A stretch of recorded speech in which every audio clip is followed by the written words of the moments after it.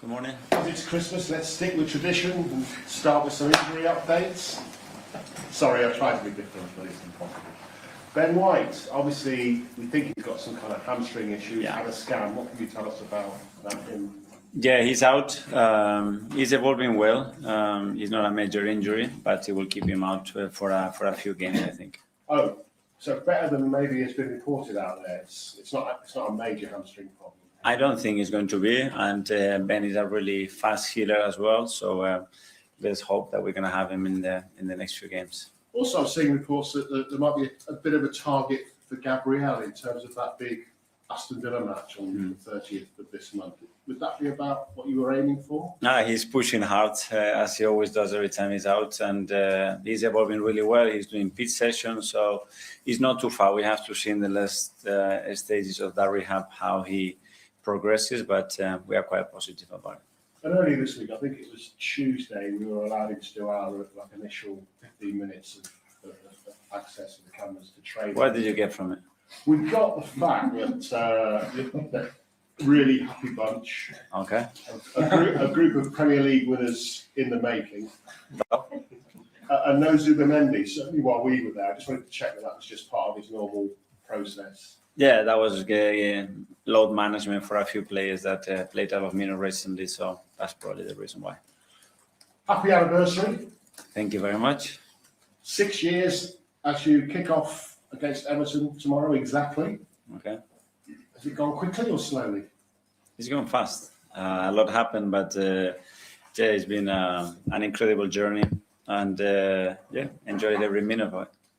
And obviously, your first game, you weren't in charge, but you were in the stand. The first game after you were appointed was at Everton. I think Carlo Ancelotti was in the stand as well.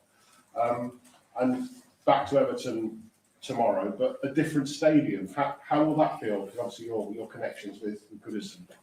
Well, Strange was very exciting as well. I think, obviously, one of the most iconic stadiums in the Premier League. is not any longer part of our schedule. But yeah, I'm going to have the opportunity to witness. We're all going to have the opportunity to witness an incredible stadium that they built. And yeah, Saturday night, you know what you expect. All those games that you played at Goodison, but as a manager, it was a little bit of a bogey stadium for you, wasn't it? I think you only won one. For all the away visitors, it's always like this. It's a really tough place to go. We all know that, and that's why we're going to have to be at our best to win on Saturday. So the mission is to make the new place, Everton's new place, a bit more of a stadium where you can go in and get a win as Arsenal. Yeah, and we had in the last few years very good records away from home, and that's the places that you have to go and win the game. And in order to achieve that, we're going to have to be really good. Thank you. Nick, good morning. You're about to start a busy schedule of 7 games in 22 days. The games are coming thick and fast. You've been involved in the Premier League environment for many years as a manager there. Despite the hectic schedule, what is it the most you enjoy about being around the Premier League in the festive season? That is different. That it hits you with big demands and a lot of games and a lot of things happening not only in your professional life but in your personal life as well, because there are special days for all of us. But I see it as an opportunity. I think we are blessed to have the opportunity to play when people are on holidays, can enjoy. A lot of families. I think the atmosphere that is created in the stadium, it's unique, and that's what we have to enjoy. If you look at your outfield players, except Declan Rice, Martin Zubimendi played the highest amount of Premier League minutes, and this is his first season not experiencing a winter break. In terms of managing the workload, how do you try to do it and to get the best for him and for the team? Well, in the small windows that we have, we make sure that we look after him, and he understands that every possibility and every chance that you have to look after yourself, you have to take it in this league, because the demands are going to be really, really high. But I think he's coping really, really well with the league, with all the challenges that the league brings to you, a new club, a new country, and I think he's been exceptional. He spent 6 years at Everton. Goodison Park is an iconic stadium. When you move into a new ground, a new stadium, how important it is to maintain that connection between the club and the fans, you think? And you know Everton really well, their fans are really enthusiastic in a completely new stadium. Well, I imagine that that's what they've been trying to achieve. It's never going to be the same because everyone has his own history, energy, and moments, and then you have to translate that. We had experience here at Arsenal as well in order to achieve that. So, yeah, it takes time. Ian Topsport. Hi, Mikel, how are you? Hi. Good, thank you. 6 years in charge. In terms of your achievements, would you say changing the culture of the football club is right up there? It was one of them. It was the first foundation that we have to sit, and I think that was done pretty rapidly. Maintaining it something that is very, very difficult, and you need a lot of good people and very aligned people to achieve that. I think we have that in a really strong and solid way, but all the things socially, the transformation has been around the club in terms of the size, in terms of revenues, in terms of the squad that we build, the value of it, the sporting success that we had, even though we haven't won any major trophy yet. I think it's very, very consistent. So we're in the right place. You mentioned not having won any major trophies yet. That could come this season. You seem a very modest man. You like to share around all the praise. How much, though, really is this all down to you? But one man cannot really change anything, especially when we talk about the size of the history of this football club. You need a lot of good people, very committed people around you with the same vision, the same work ethic, the same passion. And I'm very lucky because I had throughout that. And then at the end, you need a lot of support, and starting from upstairs with everybody that makes decisions alongside you. But the most important one are the players. I think the players have to buy into what you say and what you do. And I feel very lucky because those players, they give you 100% in the direction that you want every single day. Tomorrow you face a man who brought you to English football. And maybe apart from the grey hair, not much has changed about David Moyes. Just talk about your admiration for him. Yeah, I think that's the word that I will use.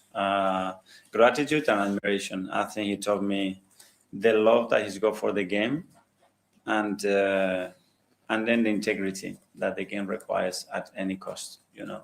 I think he's a remarkable man. I think the way he managed the club, the people, his players, it's outstanding. And I'm very grateful for everything that he did for me, for Everton as well.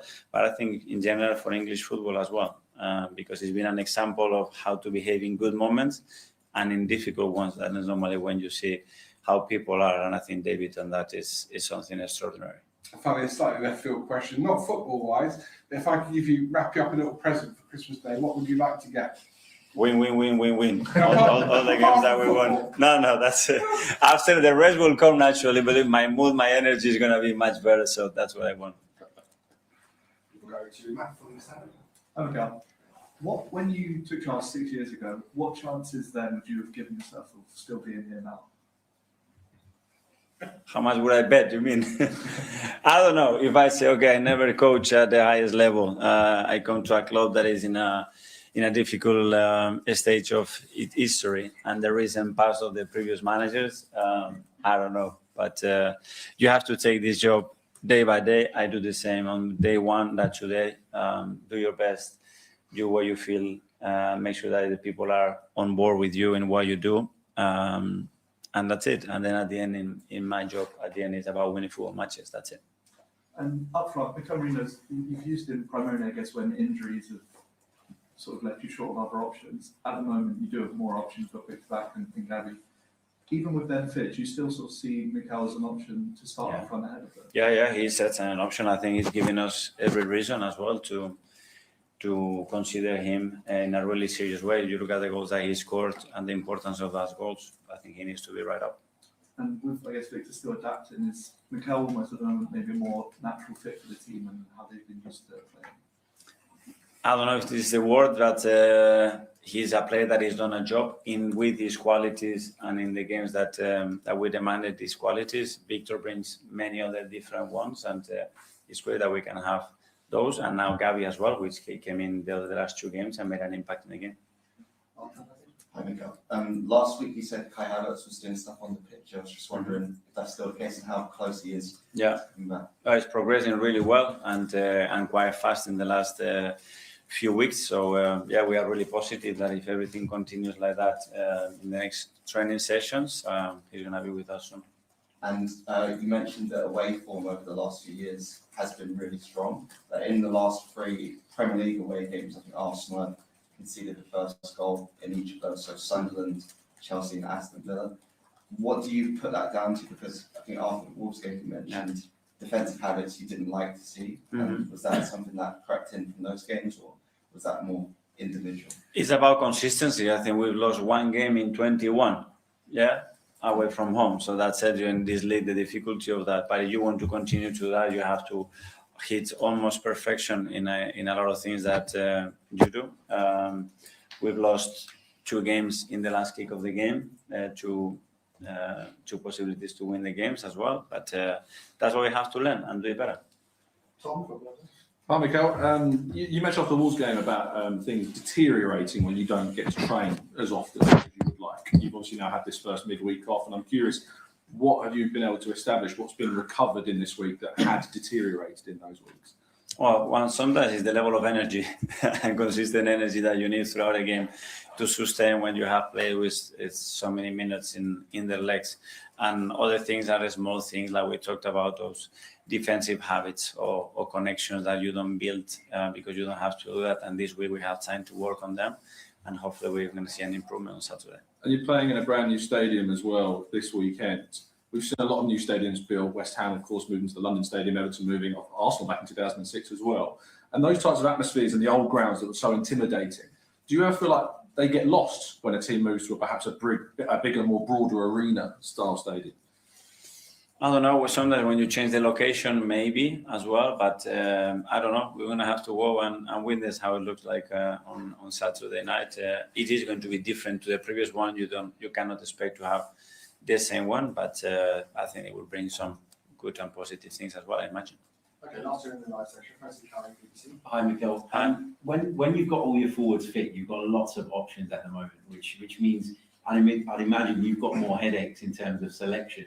So what's the process in terms of picking who plays for which game? Is it about the opposition? Is it about who's ready? How do you kind of come to the decisions that you do? So far we're in December. My headaches have come with having no options in the front line and not options in the back line. That's a headache. I haven't had headaches the other way around. I hope that I do. It won't be headaches. It will be difficult decisions, but they're going to make the team better. The headaches are when you have to make decisions that you're making the team weaker, or you cannot make decisions because you're going to expose other players or players that if you give them too much game time, probably they're going to get injured as well. So that's the headaches. And just going back to Kai very quickly, is there a game that you have in mind that you're hoping for him to be part of the squad for? I do. I don't want to say it because, again, I think in that last part of, especially after such a long time, that part of the rehab, I think we need to be cautious and we need to go really firm with every step that we take along the way to make sure that when he's back and he's back for the long term. I'm James here. Hi, Mikel. Hi. There's a lot of focus on Victor Gyokeres after Saturday. Just in general, can I just ask you to assess his first few months at the club? How would you evaluate that? Well, I think the level of attention on him, it hasn't changed since he signed to today. He's normal. Everybody was so excited to bring a 9 into the club. We did it. We brought a player with an incredible goal scoring record that had to adapt to the league. He had no pre-season. The first few weeks was difficult because physically he wasn't in his best state, and he's a player that needs that like any other player in this league almost to perform at that level. Then he kicked on. I think he had a really good period and he got injured. And now he's back to his best. I saw a lot of positive things in the last 2 games that he's done. We need to continue to tweak and understand him a little bit better in certain situations, and he needs to do the same. But that's about time, and we have full support for him. That scrutiny you mentioned, I mean, in Singapore, like even before he'd signed, everyone was talking about him, sort of from almost before day one, he had that on him. Do you think that's taken him a little bit by surprise, just the level of sort of focus? I don't know. At the end, you have to experience it. You can imagine the global impact that you're going to have to deal with when you come to a big club and the expectation as it is. But after you have to live it, and living it is always slightly different to your imagination. But he's doing it with a lot of desire. I think his energy level, his commitment, it's absolutely top. And we are here all to help him because we all been here. We all need time. There is always moments, and the strikers have moments. They score more goals, less goals, and we need to be there for him. You mentioned that adjustment period and obviously the pre-season as well. Do you think in the second half of the season we're going to see another level from him? I think so, yes.